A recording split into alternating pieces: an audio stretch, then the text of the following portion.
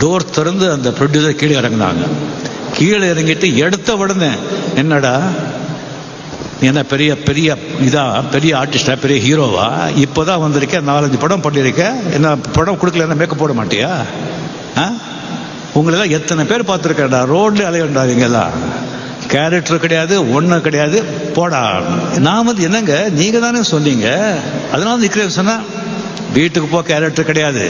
சரி okay, car கொடுங்க, கார்லயே போறேன்னு சொன்னா, கார்ல கிடையாது, அதுக்கு நீ வாடகை கொடுக்கணும், நடந்தே போடும் அப்படின்னு சொன்னாங்க. என்கிட்ட உண்மையாவே பணம் கிடையாது, பாக்கெட்ல பணம் வச்சுக்கல.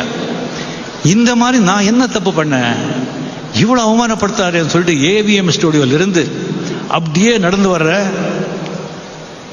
செகண்ட் வீக் 16 வயதுல இது எப்படி இருக்கு அப்படின்னு சொல்லிட்டு போட்டு போஸ்டர் எல்லாமே நடந்து இதே மைண்ட்ல ஓடுது.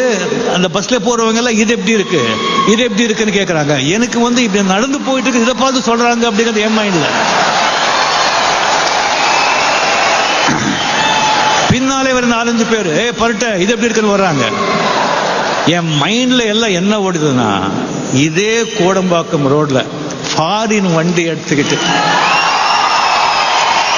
அந்த கார்ல இருந்து கால் மேல கால் போட்டு உட்காந்து இதே ஏவிஎம் ஸ்டோர்ல அதே ஃப்ளோர்ல வந்து போகலன்னு சொன்னா நான் ரஜினிகாந்த்.